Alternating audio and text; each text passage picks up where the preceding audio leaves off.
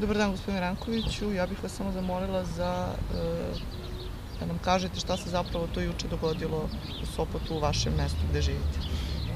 Nije u Sopotu, to se dogodilo na opštini Sopot, inače mesto je Ralja. Pustili su autobus 408, gradonačelnik Đilas je došao u posetu i tu se skupilo 100-ak meštana i tako 100-ak njegovih pristalica koji su došli iz stranke.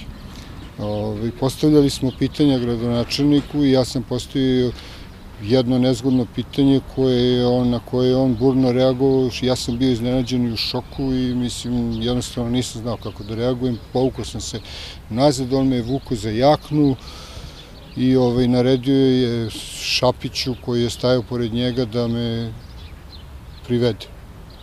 Ja sam odbio Šapiću da šta on mene ima da privodi, mislim i da mi uzima podatke i on je izvadio neku legitimaciju, s njom je mahao, u tom je prišao drugi policajac, pretpostavljam sa opštine Sopot, koji me je uhvatio po drugu ruku i oni su me poveli. Ja sam rekao građanima, pogledajte, pitao sam, sad me hapse, tako.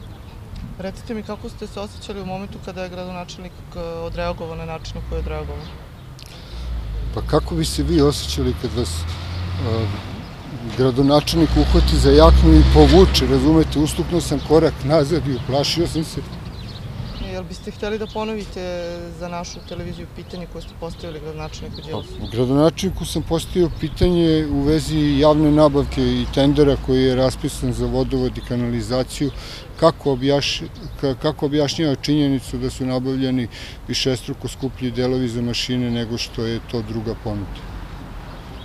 I on je na to odgovorio kao, koje mašine? Ja kažem, znate, ja nisam toliko upućen u nazive mašina, rekao, ali mašine za javno komunalno preduzeće, vodovod i kanalizaciju.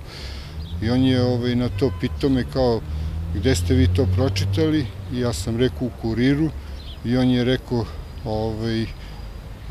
laže što nije pisalo u Kuriru i napravio je 2 koraka i rekao mi đubre jedno i naredio Šapiću da me privede. A recite mi, pomenuli ste Šapića. Da.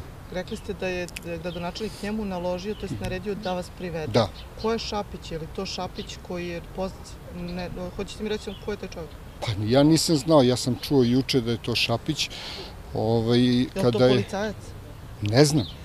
Znači, čovek koji je stajao pored gradonačelnika Đilasa, to možete da vidite na snimku svih televizija, novinara, da, on je stajao pored njega dok je davao izjavu za novinare tu na tom rajskom peronu i za neke slepe uličice koju je asfaltirao, razumete, iza njih su građevinske mašine koje tutnje i tako to. Svakako, ukoliko vas je on priveo, on bi trebao da ima nekakvu legitimaciju da može da privodi ljude. Vi ste apsolutno civil, tako? Da, iznenadio sam se, razumete, mislim, kasnije kad sam čuo da on nije uopšte policajac, nego da je on neki saradnik gospodina gradonačelnika.